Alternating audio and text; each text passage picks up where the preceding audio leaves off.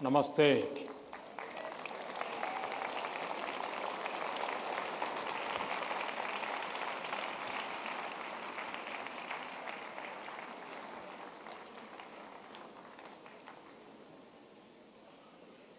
अभी मैं हमारे सभी विद्यार्थी साथियों ने कुछ न कुछ इनोवेशन किए हैं, अलग अलग प्रकार की आकृतियां बनाई हैं, नेशनल एजुकेशन पॉलिसी को आकृतियों में ढालने का प्रयास किया है। जल, थल, नभ और स्पेस और एआई,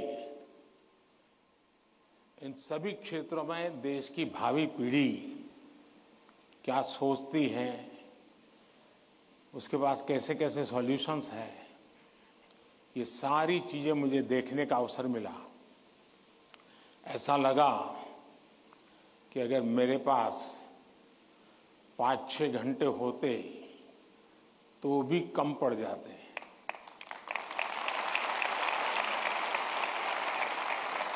क्योंकि सबने एक से बढ़कर एक प्रस्तुति की है। तो मैं उन विद्यार्थियों को, उनके टीचर्स को, उनके स्कूल को बहुत बहुत बधाई देता हूं और आपसे भी आग्रह करता हूं कि आप जाने से पहले उस एग्जीबिशन को जरूर देखें और उसमें क्या है उसको समझने की कोशिश करें और अपनी स्कूल में वापस जाने के बाद अपने जो अनुभव है वो जरूर और विद्यार्थियों के साथ शेयर करें। करेंगे? इधर से आवाज आई, उधर से नहीं आई, उधर से नहीं आई। करेंगे? मेरी आवाज सुनाई देती है ना? अच्छा, आपको पता है आप किस स्थान पर आए हैं?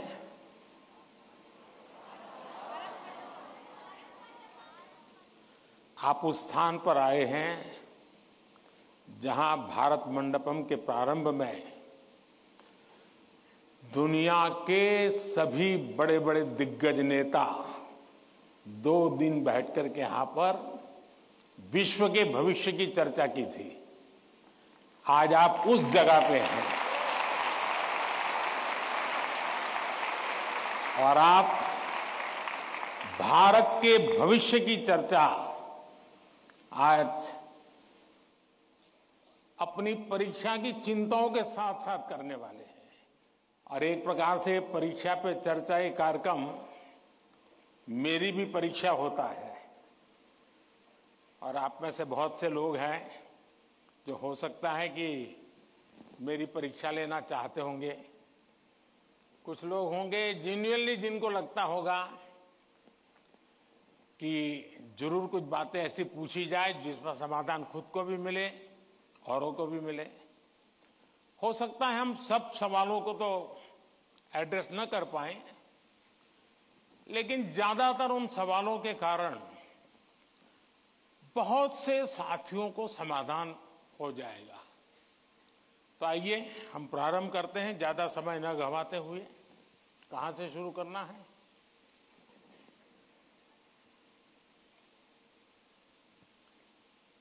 प्रधानमंत्री जी, आपके प्रेरक वचनों के लिए हार्दिक आभार। यही जज्बा रहा तो मुश्किलों का हल निकलेगा। जमीन बंजर हुई तो क्या वहीं से जल निकलेगा। कोशिश जारी रख कुछ कर गुजरने की, इन्हीं रातों के दामन से सुनहरा कल निकलेगा। इन्हीं रातों के दामन से सुनहरा कल निकलेगा। प्रधानमंत्री जी, आपका प्रेरक एवं ज्ञानवर्धक उद्बोधन हमें सदैव सकारात्मक ऊर्जा और विश्वास से भर देता है। आपके आशीर्वाद एवं अनुमति से हम इस कार्यक्रम का शुभारंभ करना चाहते हैं। धन्यवाद मान्यवर। प्रधानमंत्री जी, रक्षा, स्वास्थ्य और पर्यटन के क्षेत्र में भारत के सहयोगी अरब देश ओमान स्थित इंडियन स्कूल धारसेट की छात्रा डानिया शबू हमसे ऑनलाइन जुड़ रही है और आपसे एक प्रश्न पूछना चाहती है। डानिया, कृपया अपना प्रश्न पूछिए। Respected Prime Minister, I am Dania Shabu Varghese of Class 10 from Indian School Darset, Oman. My question is, how do cultural and societal expectations contribute to the pressure students feel during examinations, and how can these external influences be addressed? Thank you. धन्यवाद Dania. Sir, विश्व के सबसे बड़े लोकतंत्र भारत की राजधानी दिल्ली स्थित government Sarvodaya बाल विद्यालय बुराड़ी से मोहम्मद अर्श हमसे ऑनलाइन जुड़ रहे हैं और आपसे अपने मन के संदेह का निवारण चाहते हैं। मोहम्मद अर्श, कृपया अपना प्रश्न पूछिए। माननीय प्रधानमंत्री जी, नमस्कार। मेरा नाम अर्श है। मैं जीएसबीवी बुराड़ी 12th H का छात्र हूँ। मेरा आपसे प्रश्न ये है कि हम अपने परिवेश में परीक्षाओं को लेकर नकारात्मक चर्चाओं को कैसे संबोधित कर सकते हैं, जो हमारी पढ़ाई और अच्छा प्रदर्शन करने की क्षमता को महत्वपूर्ण रूप से प्रभावित करती है। क्या छात्रों के लिए अधिक सकारात्मक और सहायक वातावरण बनाने के लिए कदम उठाए जा सकते हैं? धन्यवाद। Thank you Mohammad. ओमान से डानिया शबू और दिल्ली से मोहम्मद अर्श तथा हमारे जैसे अनेक विद्यार्थी समाज और आसपास के लोगों की एक्सपेक्टेशंस के प्रेशर को हैंडल नहीं कर पाते। कृपया उनका मार्गदर्शन करें।